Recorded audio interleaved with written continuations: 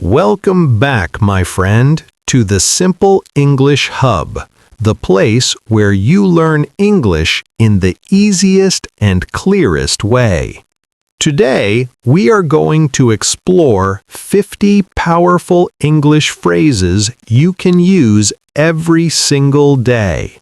These phrases are simple, they are real, they are used by native speakers all the time, and when you practice them daily, your English becomes faster, smoother, and more natural.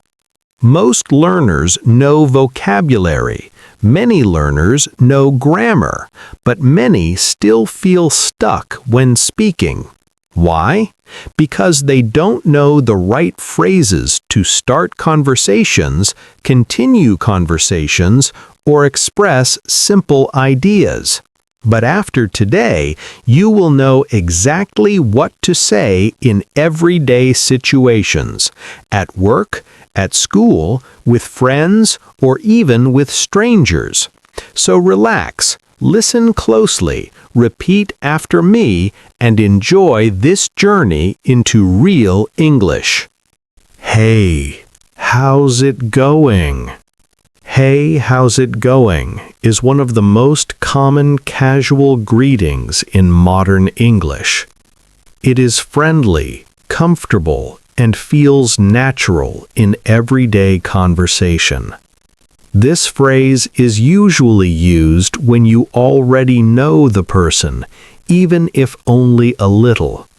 It is not something you typically say to a stranger in a formal setting. Instead, you use it with classmates, neighbors, coworkers, and anyone with whom you have a relaxed relationship. When you say, "Hey, how's it going?" you are not asking for a long story. You are simply opening the conversation. Most people give short answers like good, pretty good, or not bad. Some might add, "How about you?" because it is polite to return the question. For example, imagine you walk into your office and see a colleague you usually chat with. You might smile and say, "Hey, how's it going?" They might reply, "Good, just finishing some work." Or in another situation, when you see your friend at school, you can say, "Hey, how's it going today?" And they might answer, "It's going okay. I'm tired, but good." The phrase is informal and warm, so avoid using it in serious business meetings, professional interviews, or when speaking to someone important or highly respected. A common mistake beginners make is giving a long, detailed answer. But remember, this is a small talk question, so keep it light. Use this phrase to greet someone casually and set a friendly tone at the start of a conversation. Good to see you. Good to see you is a warm, polite, and positive way to greet someone you already know. It tells the person that their presence makes you feel happy or comfortable. This phrase is flexible. You can use it with friends, coworkers, bosses, clients, or relatives. It works in both casual and semi-professional situations. For example, if you meet a friend after a long week, you might say, "Hey, good to see you. How have you been?" If you are at work and meet a coworker in the hallway, you can say, "Good to see you this morning." If you are reconnecting with someone after months, you can say, "Good to see you again after such a long time." This phrase helps you sound friendly without being too informal. It also helps build relationships because it shows that you value the other person. Some beginners confuse this with "nice to meet you," but that one is for first-time meetings. "Good to see you" is for people you have already met before. Imagine you enter a meeting room and greet your team. You can say, "Good to see everyone. Let's get started." It's polite, safe, and always appreciated. Use it when you want to start conversations warmly and make the other person feel welcomed. 3. Long time no see. Long time no see is a playful, casual phrase used when you meet someone after a long period of not seeing each other. It can be weeks, months, or even years. The phrase shows both surprise and friendliness. You can use it with friends, classmates, coworkers, neighbors, or anyone who you have not seen recently, but it is not suitable for very formal situations. For example, if you run into an old friend at the supermarket, you might smile and say, "Wow, long time no see. How have you been?" Or if you meet a coworker who has been working remotely for months, you can say, "Long time no see. It's nice to see you in the office again." The tone is cheerful and light, so avoid using it in professional interviews or with high-status individuals. Beginners sometimes use it even if they saw the person yesterday. That is wrong. Use it only when there has been a gap in time. It is a strong conversation opener because it naturally leads to follow-up questions like, "What's new with you?" or "How's life?" It helps create immediate connection and warmth. If you are telling a story in English, you can also use it in narration, such as, "I met my old teacher yesterday. Long time no see." 4. How's your day so far? How's your day so far is a polite, friendly question that asks about someone's day up to the present moment. It is commonly used during the day, morning, afternoon, or even early evening. This phrase is useful because it shows interest in the person and helps start a natural conversation.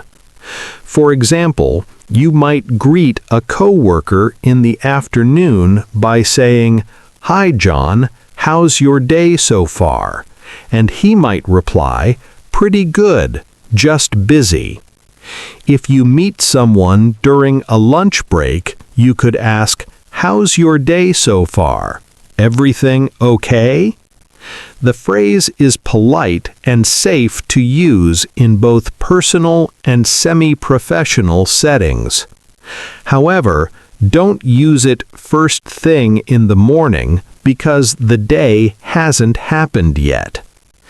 Another powerful aspect of this phrase is that it gives the other person room to talk.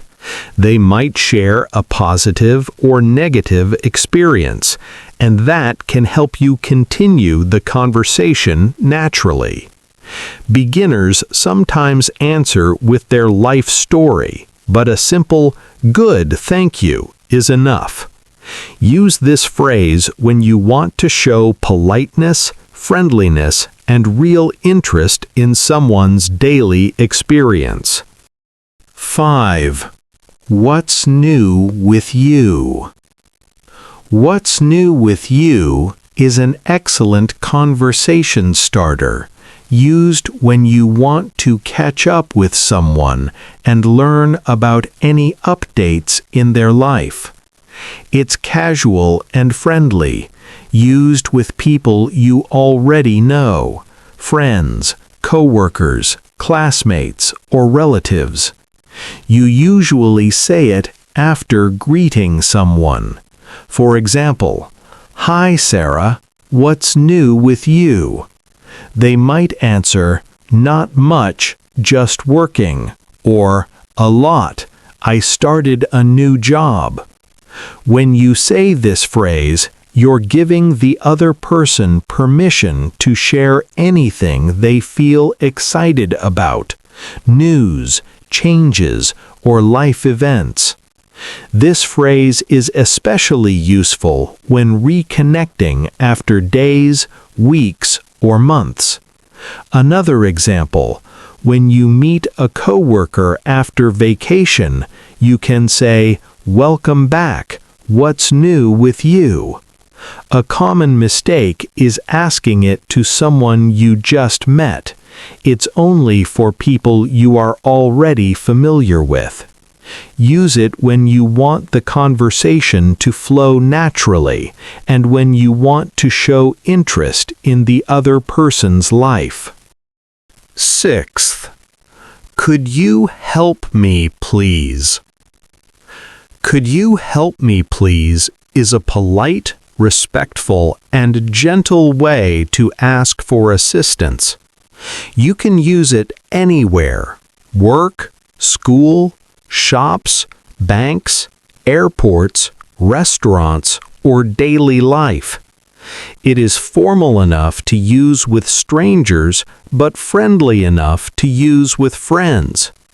For example, in a store, you might say, "Excuse me, could you help me please? I'm looking for the sugar." At work, you can ask a coworker, "Could you help me please? I'm having trouble with this report."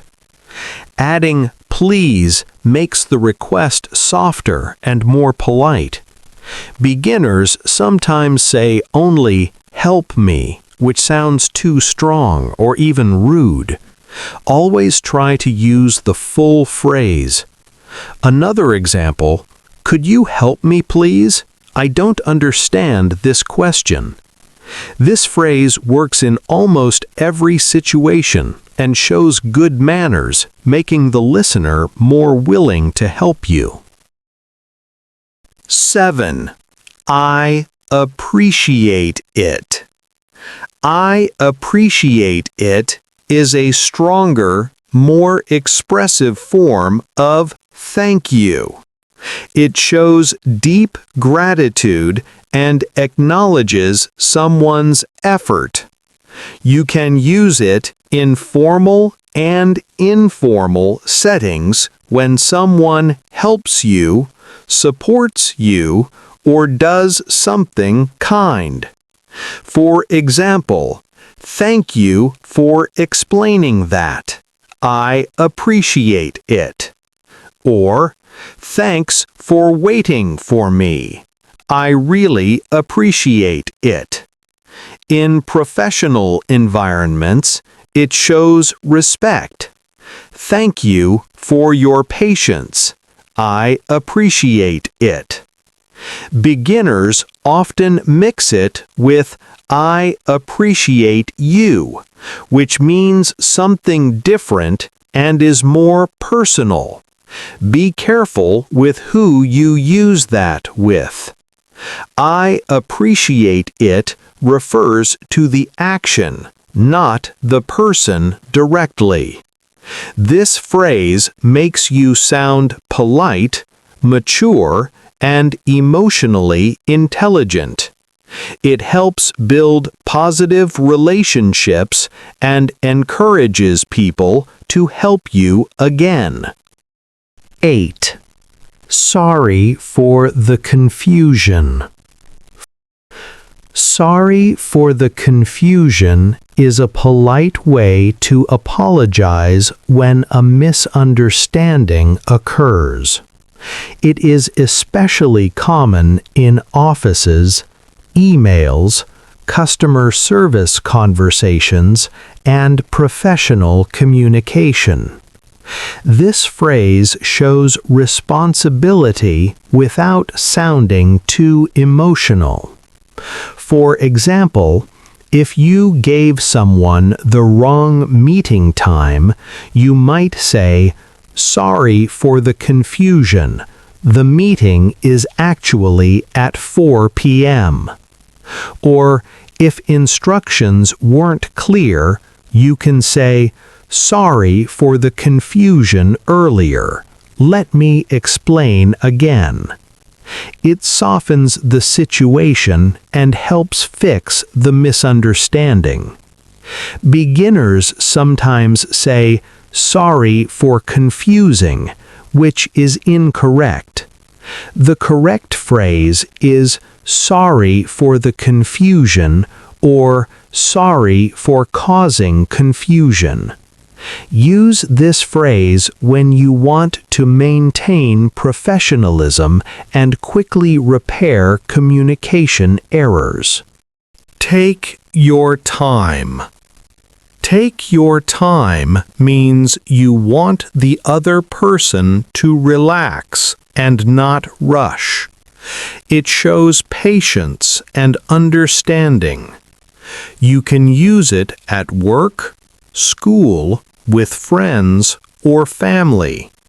For example, if someone is completing a form and feels stressed, you can say, "Take your time, no hurry." If a waiter apologizes for being slow, you might say, "It's okay, take your time." Parents often tell children, "Take your time, be careful." Beginners sometimes misunderstand this phrase, thinking it means spend a lot of time. No, it simply means go at your own pace. Another example is when someone is choosing a menu item. Take your time, I'm not in a rush. This phrase makes you sound calm, patient, and respectful.